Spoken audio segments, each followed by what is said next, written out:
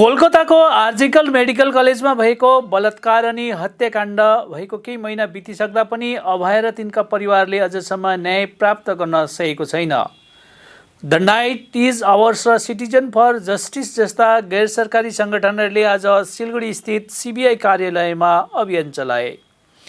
कोलकातामा 8 अगस्तमा भएको जुनियर डाक्टर सीताको बलात्कार हत्या घटनामा देशभरि विरोध भइरहेको छ र विभिन्न स्थानमा प्रदर्शन समेत भइरहेका छन्। न्यायको माग गर्दै जुनियर डाक्टरहरूले भोक हडतालमा भाग लिएका थिए। घटना भएको लामो समय बितिसके तापनि सिबिआईले अझसम्म चार्जसिट पेश गरेको छैन, जसले गर्दा सन्दीप घोष र अभिजित मण्डलले जमानत पाइसकेका छन्। आज सङ्गठनका सदस्यहरूले न्याय दिनमा असफलताको आरोप लगाउँदै सिलगढी स्थित सिबिआई कार्यालयमा विरोध प्रदर्शन गरे। उनीहरूले बागजतिन पार्कबाट र्यालीको साथमा सिबिआई कार्यालयसम्म पुगेर विरोध प्रदर्शन गरे। यसबारेमा उत्तर बङ्गाल मेडिकल कलेजका सर्भिस सेन्टर युनिटका अध्यक्ष डाक्टर शाहरियार आलमले भने, आज हामीले सिबिआई कार्यालयमा अभियान गरेका छौँ। लामो समय बितिसक्दा पनि सिबिआईले अहिलेसम्म चार्जसिट पेश गरेको छैन, जसको कारण सन्दीप घोष र अभिजित घोषले जमानत पाइसकेका छन्। आजको कार्यक्रम यसैको विरोधमा हो। तिनले सर्वसाधारणलाई आन्दोलनमा पुनः सहभागी हुने पनि आह्वान गरेका छन्।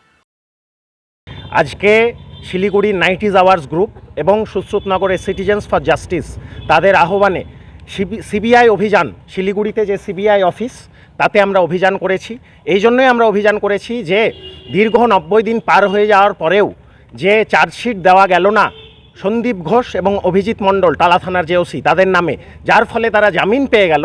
আমরা বলতে চাই যে যেখানে দিনের আলোর মতো পরিষ্কার যে বাড়িতে ফোন করে সুইসাইড বলা হয়েছিল, তথ্য প্রমাণ লোপাট হয়েছে, দেওয়াল ভাঙা হয়েছে, বাইরে থেকে লোক ঢুকিয়ে তথ্য প্রমাণ লোপাট করা হয়েছে, রাত অবধি এফআইআর করা হয়নি, তাহলে এই যে কাজগুলো দিনের আলোর মতো পরিষ্কার, সেখানে তথ্য প্রমাণ লোপাটের জন্য এখন অবধি চার্জশিট দেওয়া গেল না। জামিন পেয়ে গেলে আপনারা জানেন তারা বাইরে গিয়ে বিভিন্ন যারা সাক্ষী সাবুত আছে তাদেরকে অল্টার করতে পারবে থ্রেট দিয়ে, এই সব কাজগুলো তারা করতে পারার জন্য কিন্তু ফ্রি হয়ে গেল।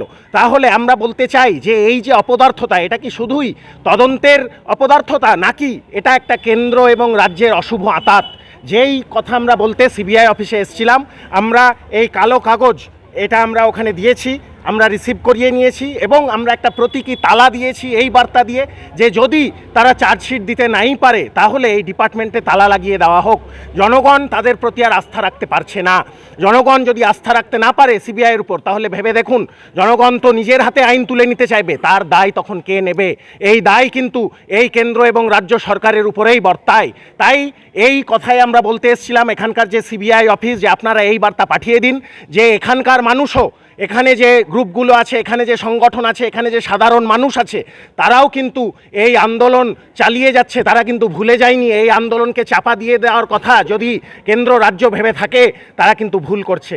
এবং আমরা সাধারণ মানুষের কাছে এই বার্তা দিতে চাই যে শুধু সংখ্যা দিয়ে আন্দোলন বিচার করবেন না, আবার যে কোনো দিন বারুদের উপর আগুনের ফুলকির মতো হয়ে অগ্নিগর্ভের মতো এই আন্দোলন রূপ নেবে।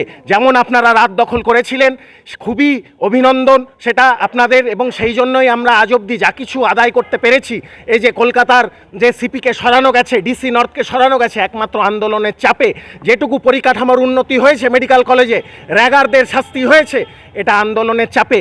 তাহলে এই আন্দোলনকে আমাদের চালিয়ে নিয়ে যেতেই হবে। কিন্তু এটা পরিষ্কার আমাদের প্রতিপক্ষ অত্যন্ত শক্তিশালী, তারা কেন্দ্র রাজ্য সরকারে বসে আছে, এই রাষ্ট্রযন্ত্রকে চালাচ্ছে।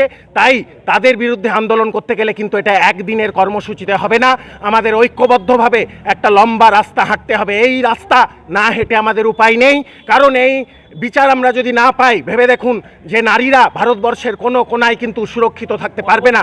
পরবর্তী কর্মসূচি এখন আমরা ঘোষণা করার মতো জায়গায় নেই।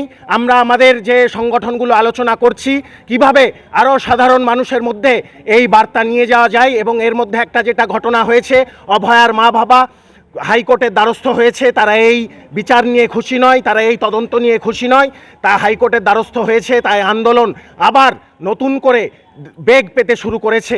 তাই সাধারণ মানুষকে আমরা আহ্বান জানাচ্ছি যে আপনারাও এই আন্দোলনে সামিল হন এবং কথা পরিষ্কার যে রাষ্ট্র কার পক্ষে আজ, যে রাষ্ট্র কি বড় বড় রাঘব বোয়ালরা জড়িত, সন্দীপ ঘোষের মতো প্রিন্সিপাল জড়িত, টালা থানার ওসির মতো পুলিশের লোক জড়িত বলেই কি আজকে এই আন্দোলন এরকম ঢিমে তালে চলছে? আরে বিচার আমরা ছিনিয়ে নেব, আরে বিচার আমরা ছিনিয়ে নেব। চিকিৎসা সমাজ সাধারণ জনগণের ঐক্য জিন্দাবাদ।